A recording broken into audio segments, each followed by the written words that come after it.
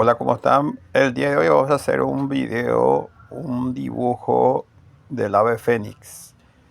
No se olviden de suscribirse, dar me gusta y dejar un comentario si pudieron hacer el dibujo del ave fénix. Vamos a empezar ahora.